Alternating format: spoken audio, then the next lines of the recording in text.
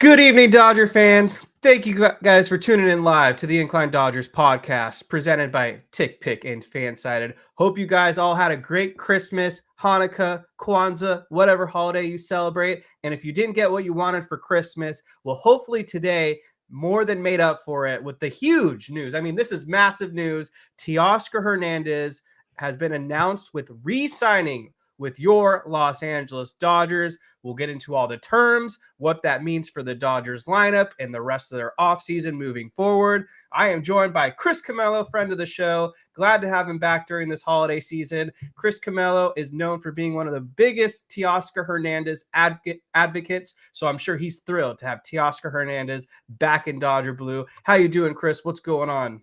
Well, first of all, no better Christmas gift than to see Teo back with Dodger Blue. And I would be remiss if I didn't sing my own personal Teoscar song. It's a wonderful night for Oscar. Teoscar, he has signed. There it is. Teoscar Hernandez back in Dodger Blue. I don't know if you'll find another Dodgers podcast that was a bigger advocate, bigger fans than Teoscar Hernandez, than the Incline Dodgers, including Chris, who's a regular here all year long, including last offseason. We talked about how he was going to be a huge addition. Then during the regular season, just the impact he had, the length and depth he added to this Dodgers lineup, and then he had some huge hits in the postseason and was certainly a huge factor why the Dodgers were able to get over some of those demons in the NLDS and had some killer shots, especially in Game 5 of the World Series, of course, against the New York Yankees, tying it up in the 5th inning. So I know it took a little bit longer than maybe we were anticipating. Obviously, there was some discrepancies in terms of the contract. Ultimately, it does feel like they came to kind of a middle ground here. And I'll get into the details right now. But first, Chris, at a high level, just how are you feling about bringing back Teoscar Hernandez? I love it. I mean, this is what we wanted, right? We wanted him back. Out of all the impending free agents, that the Dodgers had, and there still are a lot of them that are out there. The one guy we were saying is you got to try to bring back Teoscar. It may be tough to retain Walker Buehler, not just because of the fact that there's still some uncertainty that if he can duplicate what he could do in October throughout the course of 162 games, Blake Treinen, I always kind of felt wanted to be back with the team, but getting Teoscar Hernandez back, having that presence in the lineup, Kev, it was huge. And we saw it all season long. It wasn't just what he did in October. It was the 33 home runs. It was the 99 RBIs. It was the fact that anywhere from 2 to 6 in the lineup, he was productive. And you know what? Everyone's going to say, oh, his strikeouts or his defense. You know what? Okay, he strikes out, but he still did so much when he was productive. And it wasn't like he was only a production hitter. 272 is not bad for an average. And I thought his defense was slightly above average too. So I thought it was great. And I had someone close to the situation, I'm not going to call it a source, just someone who had knowledge of the situation, basically said the Dodgers drew a line in the sand. They had a contract ready to go. What they allowed Teoscar to do was to go out and seek more years and more money if it was out there. This is what we're going to offer you. But if you want to go do your due diligence and go, talk to the Yankees, the Red Sox, the Orioles, whoever's interested in you. I know Cincinnati and San Francisco were other teams in the NL that we were hearing. Then go ahead and do it. In the end, this made the most sense for him to come back to LA. And I think he saw the weeks after the Juan Soto situation, nobody made an emotional signing. And certainly no one made an emotional signing with him. So I think that's what really hurt him in the end as well. The market softened. And if it's like, well, if I'm only going to get $5 or $6 million more and the same amount of years for a worse team, I might as well stay with the Dodgers because at least I know I'm going to be in a winning environment, more opportunities for endorsements, to win, to be productive. And I mean, it's just a great situation all the way around. I agree with you 100%, Chris. And in my opinion, going into this offseason, there wasn't a more important signing than to re-sign Teoscar Hernandez. He just made the most sense from the Dodgers lineup perspective, what he brings. You talked about what he does on the field, but also just the intangibles, the clubhouse chemistry, the gel, probably the work ethic, and just a natural culture fit. There's no reason to kind of shake up what's working. They just won a World Series championship. And if it ain't broke, Sure. they don't try to fix it. And so why not? And I mean, 3 years is the exact perfect amount to bring back Teoscar Hernandez from a contract length perspective. And the dollar figure doesn't bother me at all. So I'll get to that in a second. But I want to shout out some of the listeners here and make sure you hit that like button if you're not subscribed to our channel either. Those subscriptions mean a lot. We've got Roy Estrada in the house, pumped about Teoscar Hernandez. Aaron Addict, great day for LA. Absolutely. What a huge signing. He is an all-star after all. Kaylee, appreciate you telling everyone to hit that smash and subscribe button. And we've got Empire Jeff TV in the building saying, let's go Dodgers. Love Empire Jeff TV show. Highly recommend checking it out. We've got Carol_S. Bummed we lost Walker, which we can talk about again late, maybe in a little bit. But bringing back Teoscar definitely makes her feel better.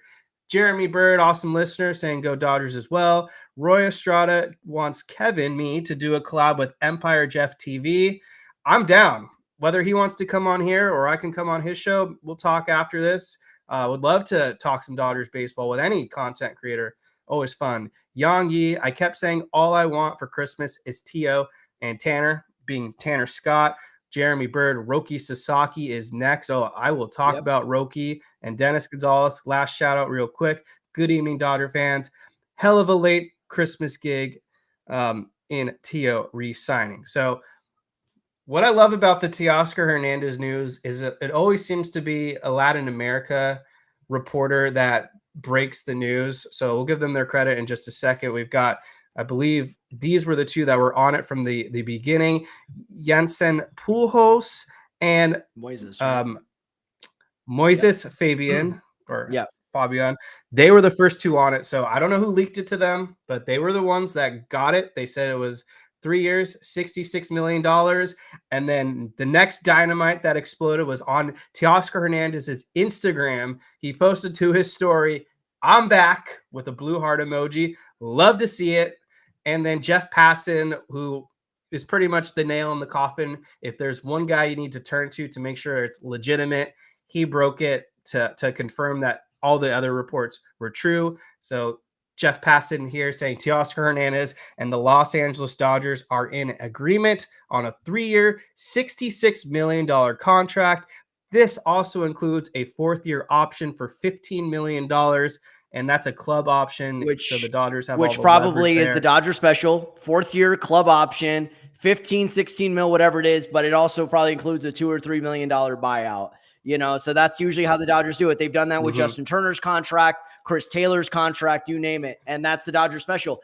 I am not surprised. I want to go to the specs of the deal. By the way, $23 million signing bonus, $23 million deferred. If you remember, Kev, one of the sticking posts that we had seen in some of these reports was the fact that Teoscar was not thrilled to do deferred money. And I think that he finally came around to that.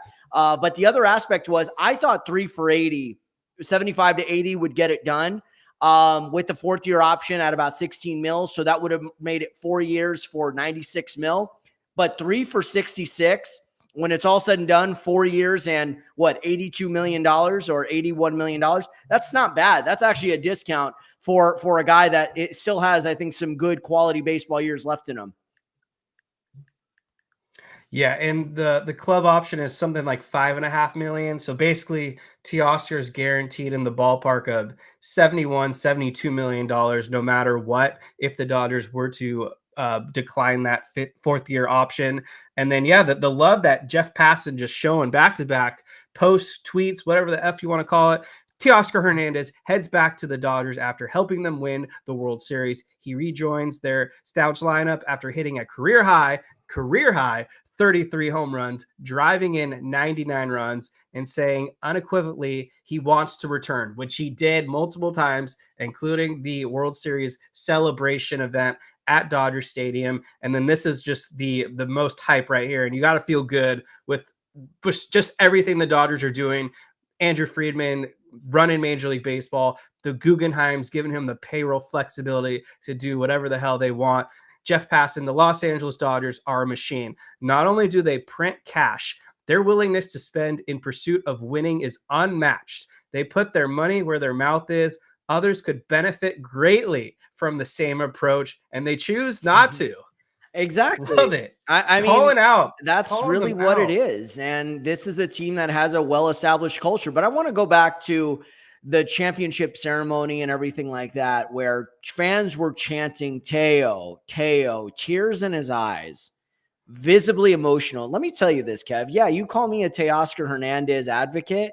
Not even I could have predicted his impact on this team, and more importantly, his impact on this fan base.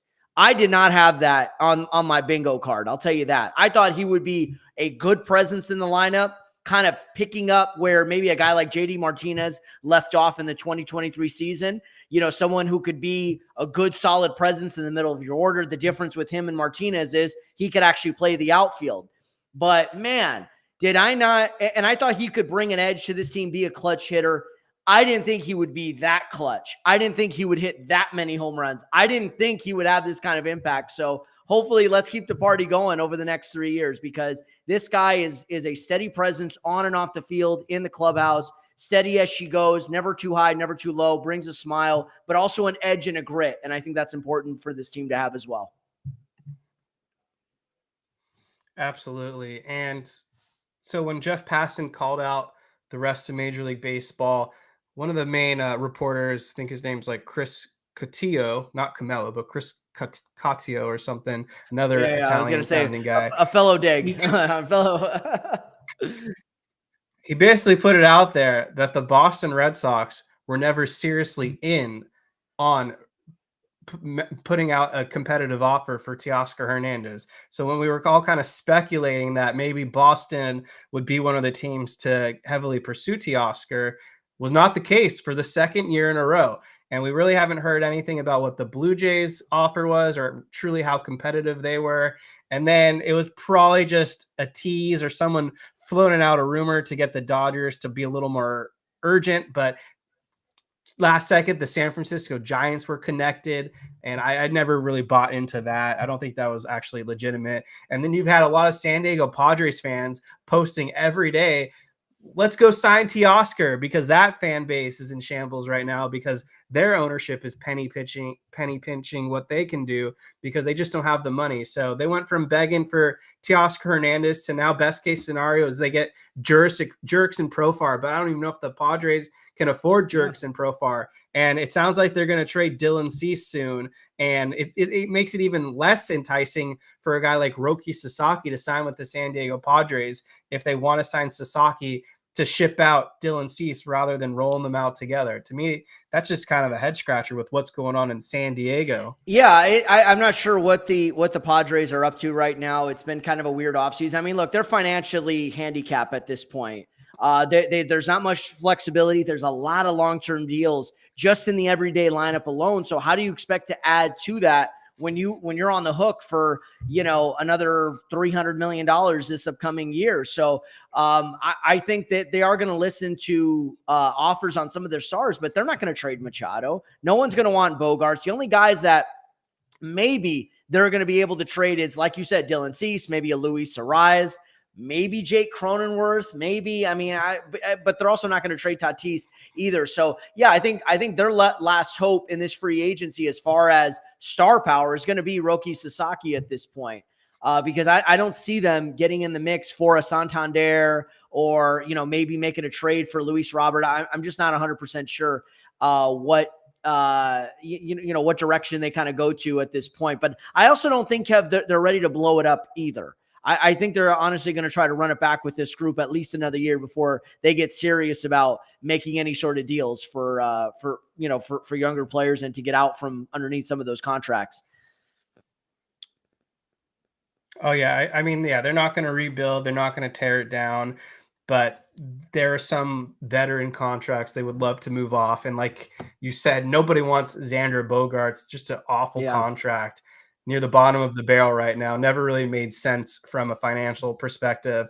And I mean, it's like, why would you pay Bogarts all that money when you could have probably just re-signed your own guy, Ha Sung Kim, who's doing more for you anyways? So I don't even know where Kim's going to end up now. It's kind of interesting that there are still a number of big free agents out there, like Santander. Dodgers were linked to him for a second. Never really felt like they were going to go with him over Teoscar, though.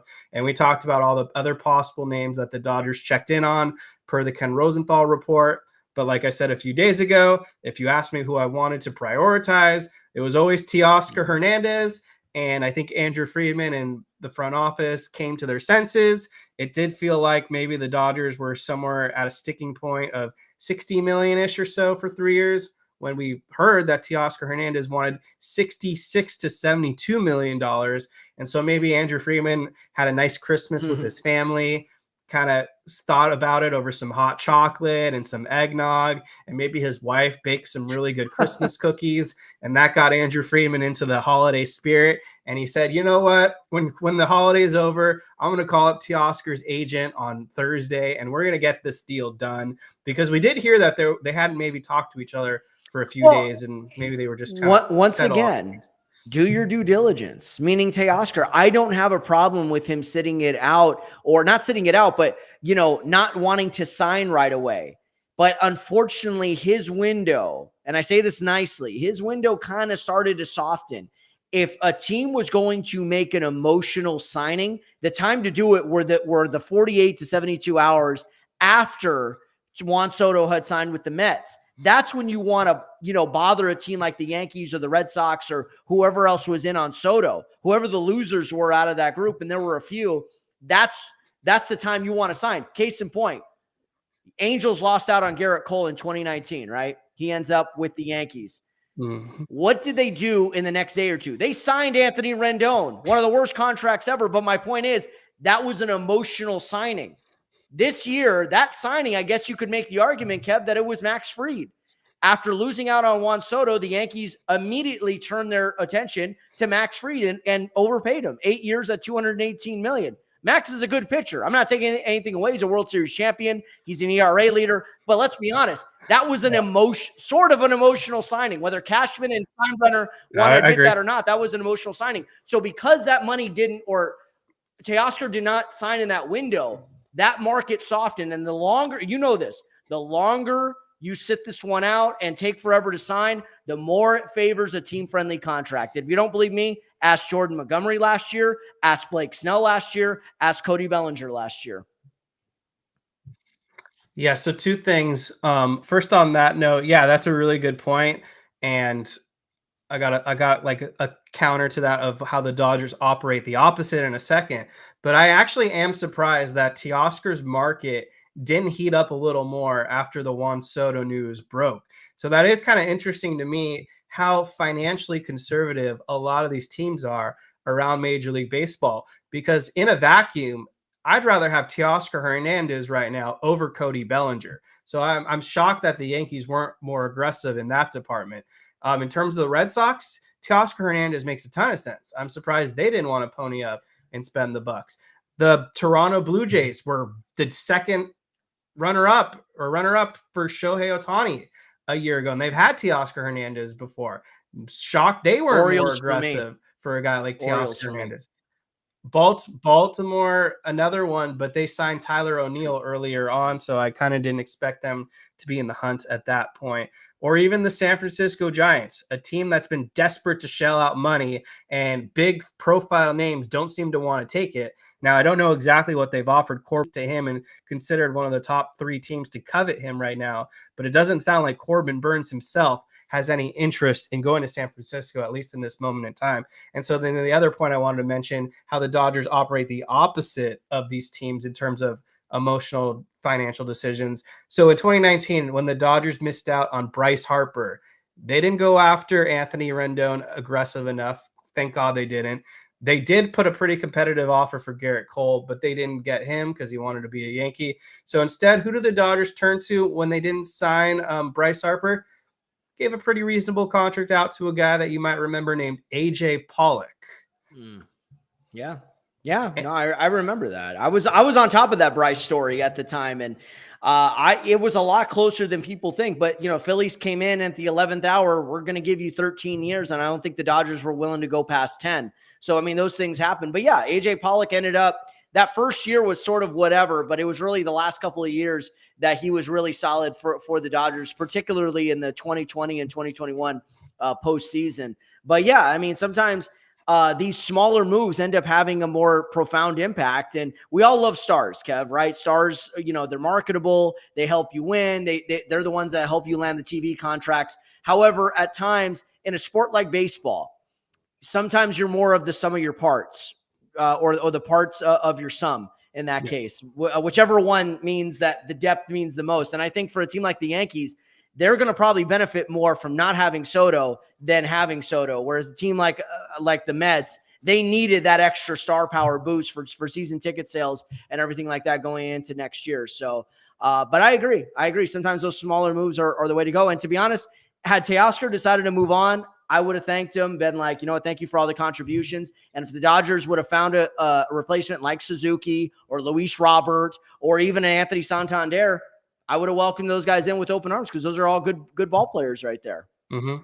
And by the Dodgers pivoting to AJ Pollock, which was a very team-friendly contract, that opened the door for, in my opinion, the second best player still in all of Major League Baseball. Well, not second, I guess. Second in the National League, Mookie Betts. By not being financially constrained to these other guys like Rendon or even Harper, Friedman from the 2019 trade deadline tried to put out a competitive offer for Mookie Betts. Red Sox weren't willing to budge. Then they revisited that in the offseason when Mookie Betts was on the market, and they made it a done deal, not a rental. Extended the guy, gave him that massive contract the moment he put on that Dodgers uniform, and Mookie Betts now has 2 championships wearing Dodger blue. So I cannot complain or rewrite history at all. I know that there were some people frustrated and said that, and we're mad at Freeman for choosing Harper over Mookie Betts. Well, I'm sure those takes are completely erased, because Mookie Betts has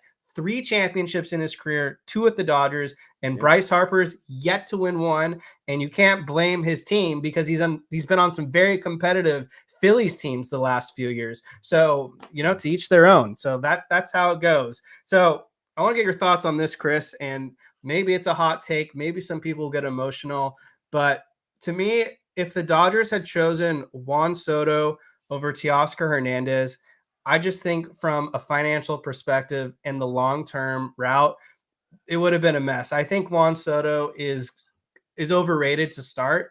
He's a tremendous bat, but from a fielding perspective, and I just pulled up the highlights this morning or yesterday, when Kiki Hernandez hit that base hit, which should have been a double at the most in the World Series, Juan Soto played that ball so lazily that it led to a Kike Hernandez triple and ultimately a sac fly.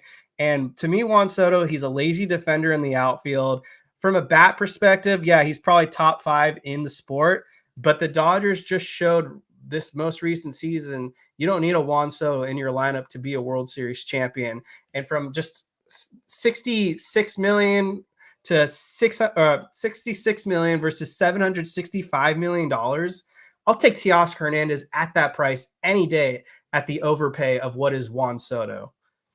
Yeah, I couldn't agree with you more. I was never thrilled about Juan Soto coming over to the Dodgers, especially after you landed Shohei Ohtani. The few years before that, you got Freddie Freeman. You just talked about Mookie Betts. You needed to get if you didn't have those guys in place, maybe we're having a different discussion, particularly if you didn't have Ohtani. You didn't need Juan Soto. And like you said, this is also a guy that in the latter part of his career, whether he's still with the Mets or decides to opt out and go somewhere else after that 5th year opt out, if he decides to exercise it, he's going to need a DH somewhere because he's that bad defensively. I mean, that's just what it is. I mean, he's 26 now. I think the defense is already starting to show some holes. It's only going to get worse as you get older, unless he learns a new position, unless they move him to first base or something like that, which I don't think they're going to do. But yeah, I agree. I'm glad that I don't think the Dodgers were ever really in it, Kev. I know we've all heard the reports and stuff. They were trying to hike the price up. Let's be honest. I don't think they were ever serious about it. And the fact is, Ohtani is going to own that designated hitter spot. I mean, if he hasn't already trademarked it, he's going to do it now. So you know what, Soto, enjoy your time in Flushing, New York, at Citi Field and everything like that, playing, being the co-pilot with Francisco Lindor. Maybe you guys will have another good season, but yeah, you and that defense of yours and that scowl with the massive stride, y'all could stay in Flushing for all I care. It's fine. Yeah, I think Teo, that welcome contract. back. I think that contract's going to age so poorly. Maybe it'll work out the first 4 or 5 years, but if they don't win a championship in that window, I would start to panic, especially if I'm the front office. So, Juan Soto is a money chaser. That's cool with me. So be it. And I agree. The Dodgers put in that $600 million offer just to make sure there was a floor, that so no matter what, someone was going to have to pay at least $600 million, because we've just seen it. Teams are cheap. So the Dodgers say, F you, you got to pay at least this because you're playing in our game. So, and the other thing is that, I mean, the Dodgers are well over the luxury tax now. I think they're second in payroll, base almost one with the Mets. And if you put Juan Soto's contract on the books right now, I just don't know how they're going to spend on additional players, because that luxury tax is no joke. And it's not just the implications for this year, but it's moving forward at the deadline and the next upcoming off seasons. So instead of going after the needs, you're hampered with that Juan Soto contract. And I know some people think that this ownership is willing to spend whatever they want. That's just not how the Dodgers operate. They're not going to throw bad money out there. And they definitely have a budget, and they're working with specific numbers right now. And so I think what the Dodgers are doing right now, operating more in terms of depth, because give me Blake Snell, give me Teoscar Hernandez, give me hopefully Roki Sasaki. I would love a Tanner Scott, Kike Hernandez, and even throw in Michael Conforto. I love all those pieces versus just the one big name, because the Dodgers have enough stars. And I just don't think Juan Soto adds that much value at this point. No, I mean, he's not going to increase your chances of winning in October. Right now, a team like the Yankees could have used him, because we saw what he could do with the Yankees, right? The Yankees hadn't gone to a World Series, Kevin, 15 years. And you can't deny the fact that Soto had a profound impact on that team during the regular season and the postseason. The guy is clutch. He's a good number 2 hitter. I don't know if he's going to have exactly the same impact with the Mets as he did with the Yankees. But the fact of the matter is, like you said, he was going for the most money. He left the Yankees over what? 1 year, $5 million, some alleged inappropriate behavior toward his family, or disrespectful behavior towards his family. If you want to believe that story or not, but come on, man, you're going to leave, the Yankee organization for the Mets. No one has ever really done that who was in their prime, maybe on the downside of their career, but they haven't never done that in their prime. So you know what? Take the Mets monies, take Steve Cohen's money. Good luck over there, man, because I don't see the Mets. That's a very competitive division over there, and it's going to take a lot to overtake the Phillies as well as the Braves in the next few years. Oh, yeah, absolutely. So thank you guys for tuning in. Make sure to hit that like button while you're here. I want to get to some of your guys' questions as well. So drop some questions in the chat, and we'll see what you guys are saying. Let's go back to, we got BC in the house. Love having BC in the building. Thank you for always being a regular. Dodger Blue for you. Chat, do you think we will get Kike Hernandez back? There you go, Chris. There's a question for you. You think Kike is coming back? Yeah, I think so. I think he's waiting for everything to kind of sort itself out. Remember, he signed late last year, and I don't think a team is going to offer him more than a 1+1 kind of contract. And if that's the case, if a team like the Dodgers are going to offer 1+1, similar to Teoscar, similar formula. If the Dodgers are going to offer you 1+1, and the Giants are going to offer you 1+1, which 1+1 am I going to take? I might as well take the Dodgers, because I know what my role is. I know it's a great environment. I know how to play there. I know what I'm getting myself into. I don't know what I'm going to get myself into with the Giants. So yeah, I do think I could see him coming back with the Dodgers on another 1-year deal with maybe a player or club option for 2026. So the Dodgers 40-man roster is about to be completely maxed out with the Teoscar Hernandez signing. So inevitably, we'll talk about some of the guys they probably are going to have to get rid of. But Kike Hernandez is the type of player you can wait to until that threshold mark where the Dodgers can move some guys to the 60-day IL so that you don't have to cut anyone. And I think that's ultimately what will happen with Kike Hernandez is they'll wait till that February date or whatever when they can move their 5 guys who will definitely go on the 60-day IL and you can sign Kike, because the reality is there's just not a huge market on Kike Hernandez. And as long as the Dodgers give him that promise that they'll bring him back, then he has no reason to leave. So I think that's where we stand with Kike. Probably will be like the Kershaw situation. Both those guys will sign late into the offseason when the Dodgers can add those 40-man roster spots back. And so you give one to Kike, you give one to Kershaw, and then you'll probably have 3 more spots. One of them will go to Roki Sasaki, hopefully, and more on him later. Let's see what else we've got. Roy Estrada still wants Ha-Seong Kim back. I can see it from his versatility perspective, but I don't know if he's a fit anymore at this point. When you have Miguel Rojas on the roster, you've got Tommy Edman, who will play a lot of center field, but he can ultimately play some infield as well. If they bring back Kike Hernandez, there's another infielder. And as long as Gavin Lux and Mookie are in the infield, assuming they're on the team, well, Mookie will be, but assuming Lux is on the team, just don't know if Ha-Seong Kim has a role right now. So we got Nando, 390, Outman, Fiducia, Michael Grove, and Tony Gonsolin for Luis Robert. I think the White Sox would take that call, take a shot of whiskey, spit it out, laugh, hang up the phone, and say we're never dealing with these assholes again, because that is definitely not going to get a deal done for Luis Robert. But I appreciate the enthusiasm. Yeah, I agree. I mean, Gonsolin's coming off Tommy John. Michael Grove is a disaster. I mean, maybe he reinvents himself as a reliever. Fiducia, just sort of a so-so prospect. And James Outman has a massive hole in his swing. Good defensively, but a massive hole in his swing. And not to mention some of these guys that have gone to the Dodgers, from the Dodgers to the White Sox have not panned out well. So I think they're going to want to hesitate or squeeze the Dodgers a little bit more to get more of a proven prospect if they were to make such a move, like a Dalton Rushing, for example. But I don't think the Dodgers are going to want to give him up. So there you go.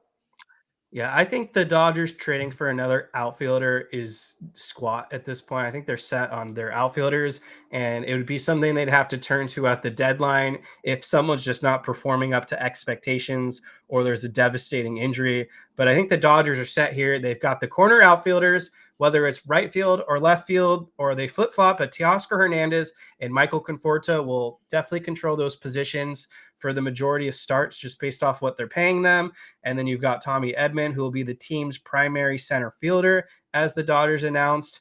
And then from a depth backup perspective, we're not quite sure just yet, but Chris Taylor's on the roster. Gross. You got Kike Hernandez hopefully coming back. And we just talked about James Outman. I don't know what his role will be. And then hopefully the one that I really want to see them give at bats to is Andy Pages. Yeah, and obviously Pages, he's going to have to prove himself during spring training and early in the season. He's going to have to show that, whatever success he had last year, and he had some highs, but he had some lows as well, was not a fluke. So can he improve? And that's been a problem with some of these young position players in recent years, Kev, particularly Miguel Vargas and James Outman, was the fact that these guys had promising rookie campaigns, and then all of a sudden they forget how to hit the next year. And then they ended up getting optioned down to AAA. And Vargas, when he got called up this year and was sort of playing a utility role, just wasn't that good. I mean, that's just really what it is. So Pages is going to have to be careful not to fall into the similar trap as some of his fellow AAA Oklahoma City Dodgers, Outman and Vargas, if he's going to want to have at least a backup role for this team. But then again, too, Kev, you got to figure this out. Dodgers don't want these young guys to just sit around on the bench. If they're not going to be starting every day, you might as well send them down to AAA. That way they're playing every day. They stay sharp. They work on whatever defensive or offensive issues that they have rather than being called up and sitting on the bench. That's more for a veteran utility player like a Chris Taylor or a Kike Hernandez. So that's going to be the caveat with Pages that I want fans to kind of understand that, to say, oh yeah, Andy's going to back him up. I don't know if you really want that role for him. Honey Oats is pumped that Teoscar is back. Thank you for tuning in, Honey Oats. We've got N Rocks in the building saying, go Dodgers. What's up, N Rocks? Hope you're doing well and hope you had a great holiday. Roy Estrada, Diho, do you trust Pages in center field? Like him at the corners?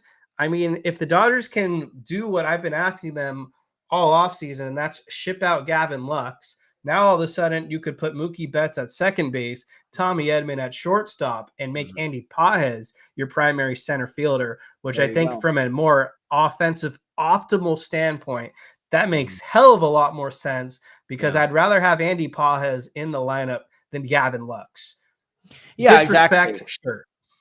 Yeah, I mean, look, the thing is with Lux at this point, I don't know if he's going to get much better than what he already is. We saw flashes of it, but you know what, Kev? I think they're going to see what he could do in a full offseason of no rehabbing or no sort of mental hurdles that he's got to get through. I think they're going to try to see what they have with him come spring training, unless the deal is right, unless it's the perfect deal where it's like we've got to unload him because we feel X, Y, and Z, or this particular player is going to help us.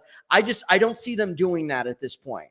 You know, I think they're going to wait till spring training, see how he looks, and then make a decision from there before they decide to unload him this offseason. I think the same could be said for Chris Taylor as well. Honey Oates, favorite Dodgers prospect. I don't know if you have an answer, Chris, but I will throw one out there that's not Dalton Rushing because I'm not going to go with the consensus number one prospect. Do you have a prospect you're excited about for this upcoming season?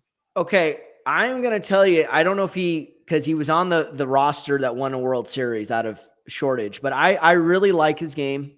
I like his stuff. I like his ability to get guys out, and that is Landon Knack. I really think this kid has got a bright future. I like the fact that his stuff is not predicated on throwing 99 or 100 miles per hour, but just being able to get guys out. He showed he's got mental toughness during the regular season. All of his starts outside of maybe that one against Atlanta were all competitive starts. He gave his team a chance to win. And I want to point this out. 4 innings of 1-run ball in relief in game 4. Even though that was a game that the Dodgers lost, he kept them in that game. Only gave up 1 run. It was a 2-run game when he came in. So I like Landon Knack, and I think he's got a bright future. I don't know if there will be a spot for him in the rotation coming into the year, but he will be making some starts at some point in 2025. But I really like his potential if he's able to stay healthy. So I'll do 2 because my top one is already out for the season with the Tommy John surgery. But what I saw from River Ryan impressed me so much, and I was devastated that so early on into his major league career, he suffered the season-ending injury that resulted in Tommy John surgery. But from a stuff standpoint, he just looked electric out there. He was striking guys out. He threw nasty fastball, had command of some elite secondary stuff. And no doubt in my mind, he would be a staple in this Dodgers rotation for the upcoming year. But because he's out for the year, I'll go with Jackson Ferris. Not really a shocker pick right there. But this guy who was acquired from the Cubs a year ago has really risen rapidly in the Dodgers farm system and looks like he's going to be a legitimate left-handed pitcher and someone you don't want to mess with. And I wouldn't be shocked. It's 50-50 right now, unless he just balls out. Wouldn't be shocked, though, if Jackson Ferris at some point makes his major league debut in 2025, if everything works out for him. But I think he's going to be a force to come. Yeah, and I think one more honor. I like those 2 picks, by the way. I think the honorable mention I would throw in there is maybe Henriquez, who we also saw during the playoffs a little bit. Got good stuff. You know, this was a guy that started, I believe, Kev, last year in what? Single A ball or like Class A or something like that. And he worked his way through all the ranks. So now that he's gotten a taste of the big leagues, now he knows, like, this is where I have to improve. We know you got the stuff. Now show that you have the command and the control to get big league hitters out consistently. And if he's able to do that, that could be a major weapon for this bullpen moving forward. Maybe not this year, but in years to come. Craig Osterberg tuning in. Always love seeing Craig checked in. Need Tanner Scott now. Chris, I haven't talked to you about Tanner Scott yet. What are your thoughts on him, or is there a reliever out there that you've been drooling and thinking about that you want him in that Dodgers bullpen? I like Tanner Scott. I mean, and by the way, if you can't beat him, join him. I mean, or have them join you at this point. They couldn't get Blake Snell, right? They can never hit Blake Snell, no matter what team he's on, no matter what kind of a awful stretch he's in. Oh, Blake Snell's got an ERA over 7 over his last 3 starts. Goes up against the Dodgers, 6 shutout innings. So Tanner Scott's the same thing. He can get your big lefties out. So rather than see him sign with a rival down the way, whether it's re-signing with the Padres, but I don't think that's going to happen, or going to the Phillies or the Braves or even the Giants or whoever, might as well sign him. I mean, I know you have 2 lefties right now in Banda and Vesia, but let's be honest. Vesia has had kind of a checkered history, and Banda, we don't know what he's going to look like, next year. I mean, sometimes these relievers are great, and then they flame out. So to have a lefty who can close out games for you and get lefties and righties out, I think that would be a former All-Star closer. That's a major asset to have. So yeah, I like Tanner Scott. What are your thoughts on the All-Star Tanner lefty? Scott is my number one target, not because he's the number one target. Well, I mean, he is. That is part of the reason, I guess, that he is the number one free agent reliever out there. But I've been trying to get Tanner Scott in a Dodgers uniform for like 2 years now, because I truly do believe he is the best left-handed reliever in Major League Baseball. And he is the kryptonite to Shohei Ohtani, one of the few pitchers that Ohtani just cannot touch. And he's a guy that can get both lefties and righties out, and he's comfortable being a closer. And I'm expecting Tanner Scott to sign somewhere in the neighborhood of $60 million. So I think that's a fair market value. I don't know if he'll get much more than that. And I really hope the Dodgers get him. But if they don't get him, I believe he's still out there, unless I'm mistaken. I do like Carlos Estevez as a plan B. He is out there. He is out there, by the way. And he's pretty good. I would like him. I don't think the Dodgers will go there. The other guy that's pretty interesting and intrigues me is Kirby Yates, who could get a 1 or 2 year deal. He's up there in age, though. He's like 38, I think. So he'd be like another Daniel Hudson, but he's coming off a pretty nasty season. And I know the Dodgers have tried to go after Kirby Yates before in the past. He had a really big bounce back year with the Rangers this most recent season. Yeah, he was good. And if it's not those guys, it's probably Kenley Jansen. But we'll hope for Tanner Scott in the meantime. For sure. I think Scott is the best of that group. I agree. You could use another dynamic lefty, and to put him in a high leverage group that includes Kopech, Phillips, and Treinen, and hopefully Vesia continues what he did in 2024. You got yourself something cooking there in that bullpen. This is a fun question coming from Dodger Blue for you, Kevin and Chris. What are your thoughts on Cam Newton's take on baseball dying and saying the WNBA will pass baseball? Okay, so first of all, he's not entirely wrong about baseball dying. I mean, I do feel like it's lost its muster and its popularity over the last 2 decades or so. It was nice to see that this most recent World Series, though, was from a rating standpoint kind of up to, I think, 2017 standards. So at least it's good to see baseball starting to trend upwards. But I mean, it was the Dodgers and Yankees, so I'd hope it'd be a popular World Series. Now, the take of WNBA will be more popular than Major League Baseball, I don't think that is a sane take. I think that's one too many shots to the head. Probably suffered a couple concussions and is the symptoms of CTE. And Cam Newton is not one who's had reasonable takes before. I mean, the guy has said a lot of crazy things in the past. I don't know even what prompted this conversation, but it's definitely an idiotic take, no doubt in my mind. And I don't want to be too hard on Cam Newton, because I did run into him at a grocery store before when he was playing for Carolina. Now, we didn't have a conversation, but I did see Cam Newton, so I got that little sentimental value right there. But I will say, when Cam Newton went after a former alumni of mine for a year in Jordan Rodrigue, who now covers the Rams, didn't really like that. I felt that was kind of tasteless, going after a woman reporter saying she didn't really belong there. So it's kind of ironic that back then Cam Newton was bashing women. Now here's Cam Newton saying the woman will pass Major League Baseball. So Cam, sit this one out, stick to football, but even football you're not that good at. You were pretty dog shit your last few years in the NFL. Yeah, I agree. I don't think I don't understand what prompted this, but the WNBA, this past year was a major step forward. But people will cool on the Caitlin Clark thing. That's just how it is. I think there was a lot of hype coming into the year. I'm glad to see that the game is growing. I've covered the WNBA. I got no disrespect toward the WNBA, and I want to see the league continue to grow. However, to say that it's going to surpass Major League Baseball, here's the problem with that. Their playoffs coincide with the baseball playoffs, right? So, MLB playoffs they're awesome to watch. And especially now with this wild card format, with the 3-game series and everything like that. If Caitlin Clark or Angel Reese or any sort of like big name star is not playing in the WNBA playoffs, they're going to get blown out with the ratings. That's just what it is. Now, they could have a better chance at matching the NBA game, because the NBA is, their ratings have really taken a hit this year and in previous years. But to say like they're going to pass Major League Baseball, come on, man. Like, just stop. Just stop. I like you, Cam, and I liked you as a player and everything like that. But damn, man, seriously, come on. Let's not give too much credit there. Chris with a K tuning into the live stream saying, give me Roki, Tanner Scott, and it's an A+ offseason. Roki Sasaki is the final piece to what would be an A+ offseason. And my confidence level in the Dodgers getting Roki Sasaki continues to be at an all-time high. I feel like this is going to happen when it's ready, which should be around January 15th.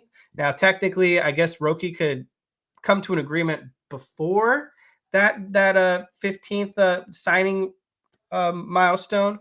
So maybe we get a bomb January 10th or so, but we're getting pretty close there. We're about 2 weeks away or so from flirting with pretty serious agreement territory. And I've been saying it for a month or so now.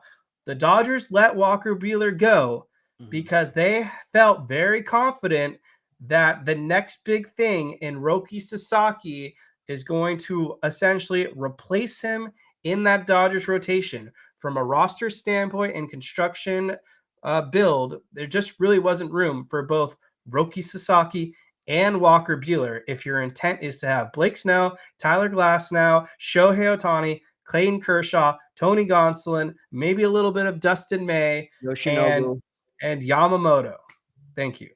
Cannot forget Yoshi, man. That was one part of that 3-headed monster. Yeah, I agree. I mean, look, here's the thing. The Dodgers, people say, well, they've got the history on their side, right? Signing a lot of Japanese players over the last 20 years, going back to Hideo Nomo, to Takashi Saito, to Hiroki Kuroda, to Kenta Maeda in recent years, to obviously this past year, Yoshinobu Yamamoto and Shohei Ohtani. However, look at the Cubs. Look at their history, including last year. They beat out the Dodgers to get Imanaga. They got Seiya Suzuki a couple of years back. They even got Kosuke Fukudomi back in 2008. Didn't pan out too well. Boston got Daisuke Matsuzaka, and even the Yankees beat them out to get Masahiro Tanaka. If you remember, he was a big target for the Dodgers back in 2015. So, I mean, the history is on the Dodgers side, but we don't know what this guy is looking for, what he's looking at, where he feels he could be the best. Does he want more of the star power than on a certain team rather than going to the Dodgers, where he'd have to play a third or fourth fiddle just in the rotation alone? So, I mean, I think there's something to that. However, I agree. The fact that they let Walker Buehler leave to the Red Sox, who only took a 1-year contract, they must feel really good about their chances of getting Sasaki. And according to that same person that's close to the situation, it is looking good for the Dodgers, but there are no guarantees yet. I don't want to speak too soon. And that goes to Jose Mirales's question. Do you think the Dodgers and Roki will have a meeting soon? I wouldn't be shocked if the Dodgers and Roki Sasaki had 3 meetings by now, because I think this is just such a tight-knit situation that the Dodgers are going to do their best to avoid all leaks as long as they can. And I mean, we saw it with Blake Snell. They pretty much met with him immediately when the offseason began, and they got that deal done, squared right away. And I think it's like last year with Shohei Ohtani wanting to keep things private. I think Roki Sasaki and the Dodgers want to keep things private too, to make it not seem that obvious and to maybe show a little bit of respect to the rest of Major League Baseball so that Roki and these teams feel like they're not wasting their time. And so I do think it's kind of a courtesy thing to allow these other teams, and even from just a future business interest, when Roki eventually does become a free agent, he wouldn't want to rub these teams the wrong way, because when he becomes a free agent in 6 or 7 years, I mean, he's going to be looking for that massive contract that he's sacrificing right now by coming to baseball a couple years early. So that's how I kind of look at it. Sure. Yeah, absolutely. And by the way, don't forget, the Dodgers lost out on Shohei Ohtani back in 2017, the first time. Remember, they lost out on him to the Angels. So, yeah. I mean, no guarantees. That's all I'm going to say. No guarantees. Chilltown All-Star. Love the username. Roki just wanted a tour of the U.S. while being wined and dined. It was just one big vacation for him. If that's the case, more power to him. Yeah. Take advantage. Let these teams spoil you. Get some wine. I don't know where these teams are taking him out to eat, but hopefully they're leaving him the right impression. Let's see what else we've got here. I think the White Sox should have taken him to the Michael Jordan Steakhouse on the south side of Chicago. That must have been quite an interesting pitch to see what the White Sox had to offer to Roki Sasaki. Like, we're not the Michael Jordan Steakhouse. Yang Yi saying, I now believe Rushing will be debuting at the majors in 2026 as a backup catcher after Barnes leaves. Yeah, seems like a pretty reasonable take to me. Chilltown All-Star, trade Gavin Lux, Taylor, and Bobby Miller, I'm guessing, for Luis Robert or Bo Bichette. Okay. Now that deal makes a little bit more sense. It makes a little more sense, but Miller's value has taken a hit. Lux is good, but it's not great. So, I mean, it depends. I think some of these teams feel like, especially in the case of Bichette, we can get a little bit more because that's a premium position at shortstop. So I don't know. Okay. So this is a pretty good question from Dennis Gonzalez, and I'm queuing up who I want in just a second. But I should probably read what he said so that people know what I'm looking up. So Dennis Gonzalez, who would be a viable trade partner for Gavin Lux? So go ahead, Chris, if you have a name. Otherwise, I've got the perfect target. Go ahead. Why don't you go first? Because I have a team in mind, but So I'm going to share my screen here. Let's say hypothetically, Mookie Betts is dead set on playing shortstop, regardless of who is available or unavailable to play second base. Now, I don't know why Mookie Betts is so dead set on being the shortstop now, but if the Dodgers have to abide to his wishes, I think the Chicago Cubs make a ton of sense. Still, despite Seiya Suzuki no longer being a needed fit because we got Teoscar, but I would love Nico Horner to be a part of this team's infield. I'm not too familiar if he could be a shortstop, but from a second base perspective, this guy is as smooth as butter when it comes to being a second baseman. He's one of the best in the game. As you can look at that range right here, a +10 OAA, just one of the best. Running wise, he's pretty fast, 78 sprint speed. He has a good ability to steal bases as well. 31 stolen bases in 24, 43 stolen bases in 2023. OPS wise, not a big power guy, 729, 708. But I mean, from a batting average perspective, if you still want to buy into batting average, 283, 273. Guy gets a lot of hits, and he's a contact hitter. So, and he doesn't strike out like hardly ever. So I think Nico Horner would be an awesome add, and certainly an upgrade over Gavin Lux. Oh, no question about it. And, he's mostly been playing second base. He also played 48 games at shortstop this past year. So, and I think they could also put him probably somewhere in the outfield or something like that. But yeah, I've always been a fan of Nico Horner. Last year he got off to a slow start, but he ended up finding his groove. I think that's a really good. I thought maybe I misunderstood the question. Who would be a viable trade partner? I thought we were talking in terms of team, not so much a player. But well, no, either. I want to be It's very specific. You're getting all ultra specific there. Yeah, I think Chicago has some good pieces on there. They kind of feel they're in a weird spot, but I also think they're trying to feel like we could be competitive next year. And I don't see them making a move like that because I don't think Lux is an upgrade over Nico Horner.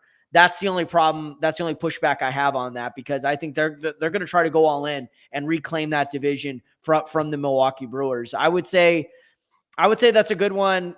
No big time names are coming around right now to me, but come back to me. I might have something for you, but I like your take on that. I would love to get Nico Horner. I just don't know how probable something like that is. All right. So we're coming up to the near hour mark. So I want to make sure you guys get all those questions in there for us. We'll get through your guys' questions, but this is probably our last call for questions or comments or something you want us to read off here on the live stream. Thank you guys all for tuning in. You're all awesome. And if you haven't hit that like button yet, then that's the only thing I ask. Hit that like button. Ask a question if you got one for us. And I'm going to read this comment real quick. And then, Chris, I want to dive into anything you wanted to cover specifically. But the Flacco saying the only meaning the Dodgers and Sasaki will have is putting that pen to paper, which I love, no doubt about it. Mm-hmm. Yeah, no, I think that's really the only meeting that matters. All this other stuff, it's fluff. It's given us, some stuff to talk about post-Christmas, pre-New Year's, and just kind of speculation. That's really all that is. I'm trying to think. The only other guy I would want to see the Dodgers trade for is someone who could play third base. So if you have someone who could be a utility man, but also play third base, because we don't know what the future is of Max Muncy. I know some people may say, Nolan Arenado or something like that. I think that's if you could, put together a package centered around Lux and maybe a couple of prospects to get to get Nolan Arenado. I think, to me, that would be a guy I would consider getting, and then consider moving Max Muncy back over to second base. But I also think Max at this point might be a better overall player than Arenado, because I think his best days are behind him, not just offensively, but defensively as well. I think that's starting to wane a little bit. So he maybe a change of scenery kind of puts something in his, in his britches and revitalizes him. I'm not so sure at this point, because these last 2 years compared to where he was in 22 as an MVP finalist, he has really dropped off. And I just don't know if that gets better at this point. Yeah. No doubt. That's definitely a good point. Honey Oats, Klein podcast over, and you can read it there. I'm not going to say it because I don't want to get in trouble and have them coming after me. But thank you for the compliment, Honey Oats. Appreciate you tuning in. Let's see. I like this from Chilltown All-Star. As long as Ohtani is in the postseason with the Dodgers, baseball will continue to grow in popularity. He is baseball's Michael Jordan. That's an excellent point. 100% cold hard facts.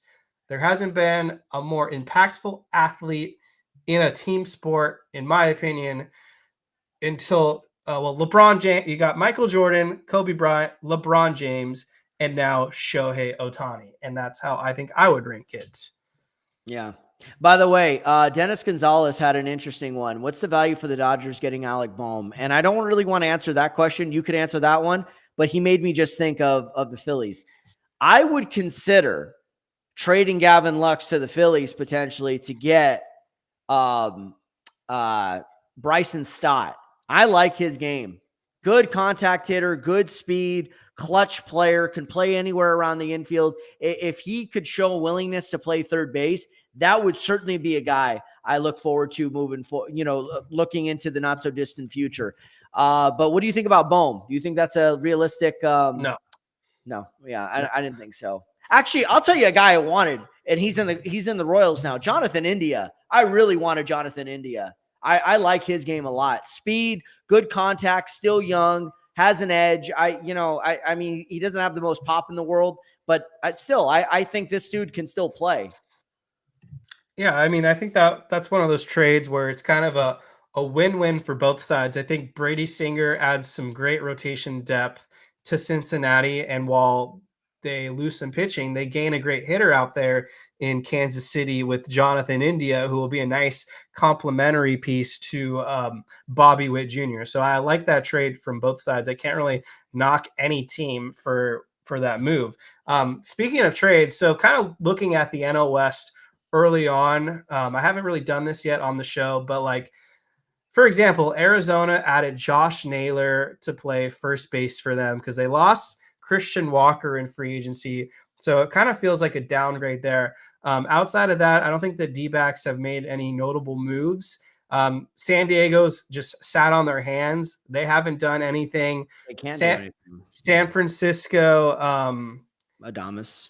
Thank you. Willie Adames, who that's a nice ad for the infield and will be a pretty potent bat. I think I like the move there, but they lost Blake Snell, which is a huge blow to your rotation. And so San Francisco doesn't scream threat to me right now either. And then you've got the Colorado Rockies, who they're just there. Yeah. So it's kind of like you look at the NL West right now and got to give some respect to the Padres because all in all, their team is mostly still intact. So I would consider them probably the biggest threat in the NL West. Sure. But right now, I don't think there's any team that will finish within 5 games of the Dodgers for this division. Assuming they stay healthy. You have to put that caveat in there. We all thought, everyone was saying, oh, Dodgers are going to win 120 games, 130 games. They didn't even win 100 this past year. Injuries, stuff off the field, a lot of things derailed them. The fact that they were able to rally with only 3 starters, with, some players that were noticeably hobbled, with a bullpen that was overworked. The fact that they're going after all these starting pitchers, Kev, goes to show you that we're not trying to win the 2025 World Series the exact same way. That's just really, that's the fact of it. And not to mention, I don't want to rain on anyone's parade. The history is not on the Dodgers side. Since 2000, we have had 25 different World Series champions. We have not had a repeat champion since the Yankees three-peated from 98 to 2000. So I just want everyone to keep that in mind. Repeating in this sport is one of the hardest things to do. So it's going to take a lot for the Dodgers to navigate through this 162, to win the division, to hold off the Padres and whoever else, but also to get back to the World Series and not have a collapse in October. So or maybe not a collapse, but to just be beaten in October. Yeah.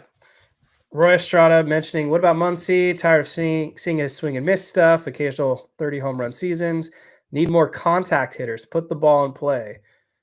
Yeah, I mean, that's definitely one of the things with Muncy. He certainly is regressing in terms of his ability to work the count. Doesn't walk as much as he used to. The bat swing is slowing down a bit, but we still saw Max Muncy go nuclear in the NLCS against the New York Mets.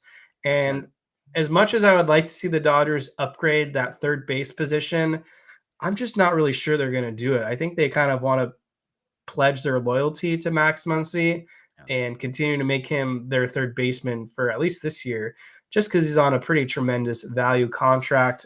The big thing for Muncy this upcoming season is just staying healthy and on the field, because he should theoretically put up another 30 home run season. He had a pretty good WRC plus in a short sample this most recent campaign. So I think there's still a lot of reason to be optimistic about Max Muncy for this upcoming year.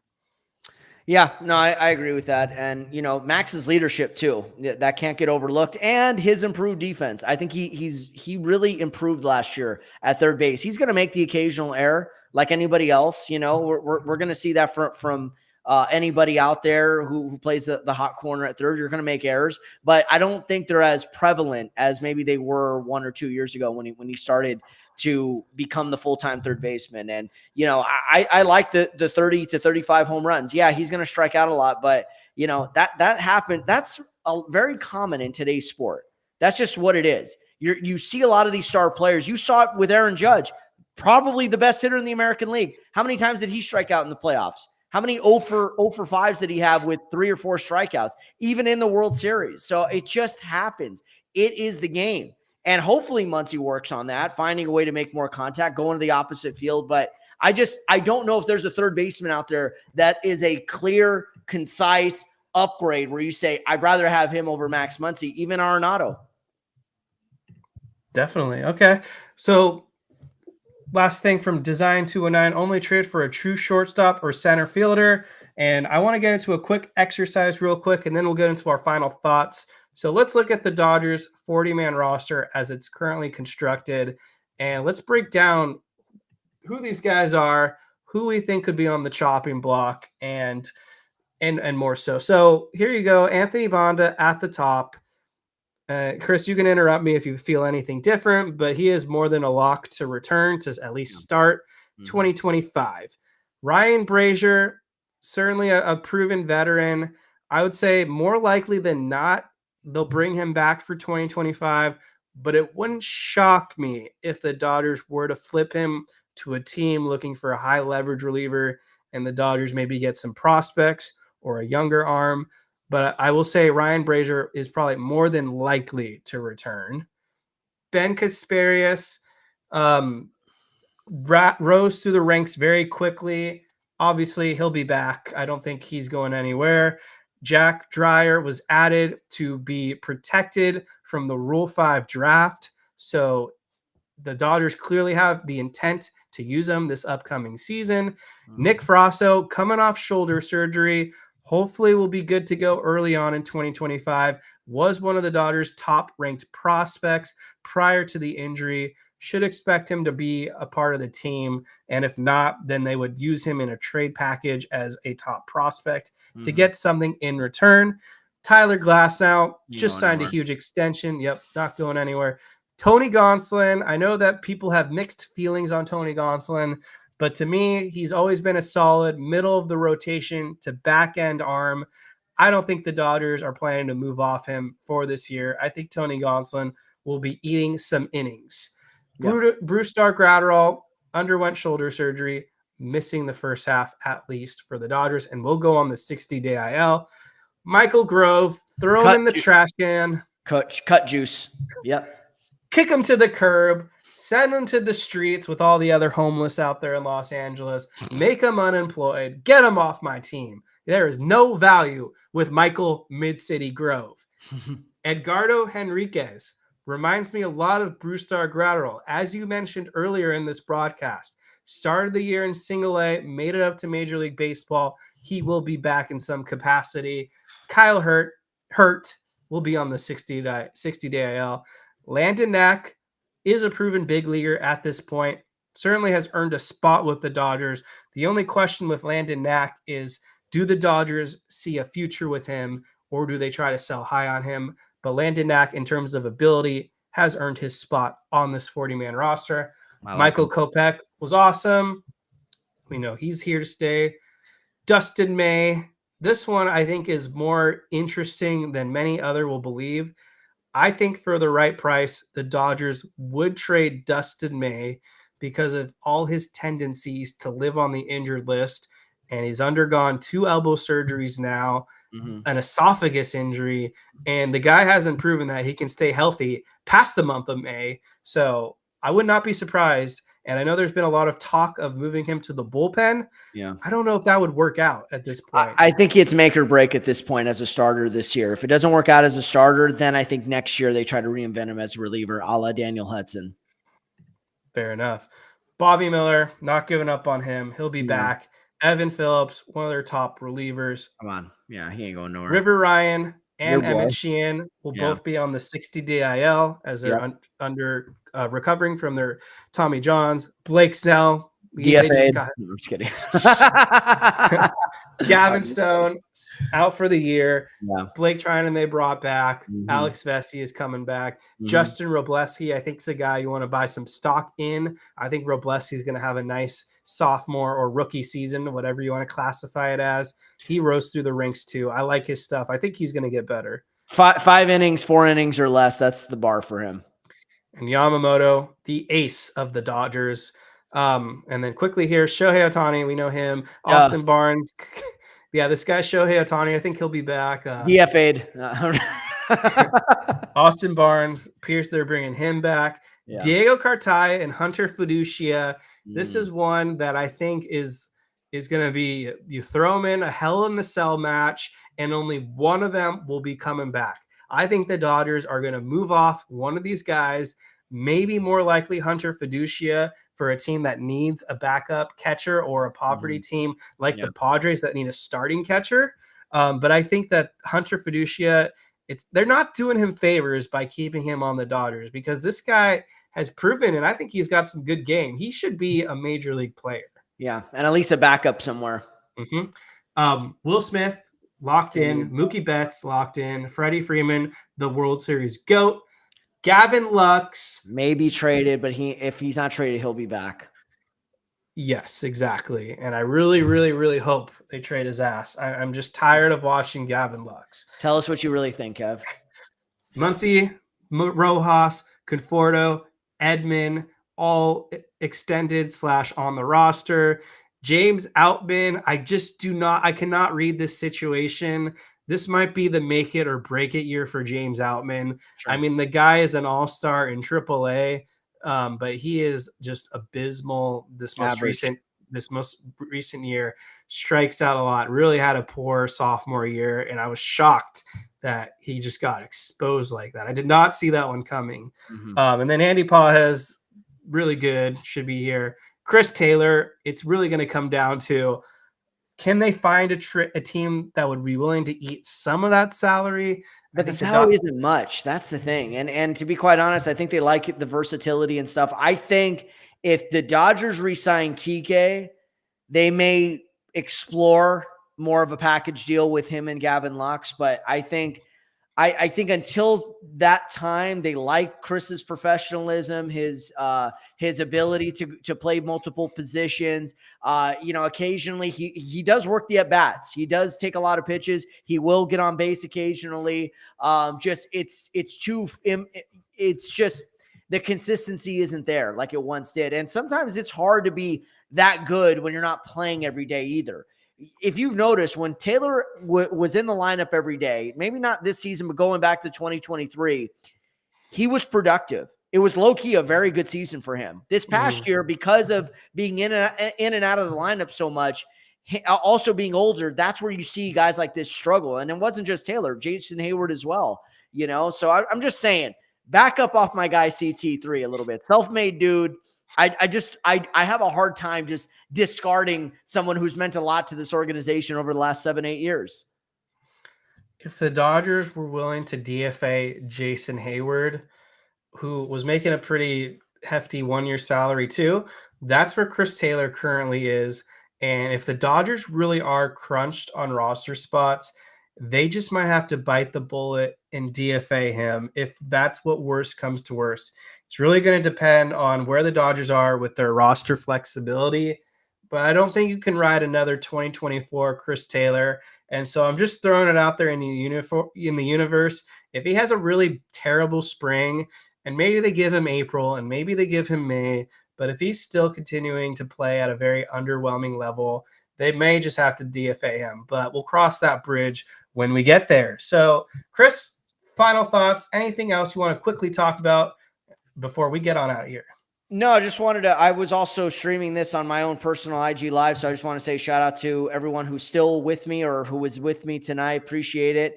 Shout out to my girl, Carla. Shout out to my guy, Ed Soto. He said, has any team gotten close to doing it? I don't know what that was in reference to, but he also said about Ohtani, I wouldn't say Michael Jordan, but he's up there in the comparison. But still, I get it. Like Jordan was a global phenomenon, but Ohtani, I think, is getting to that point. Give him a few more years. I think it'll be in that conversation. But, outside of that, I just wanted to give a shout out to all my people following me on IG Live tonight. For sure. And thanks for having me on, Kev. Oh, of course. We're going to get on out of here. Thank you guys for tuning in to the Incline Dodgers podcast. If you haven't hit that like button, hit that on your way out. If you're listening on the podcast audio feed, leave us a subscription, leave us a review.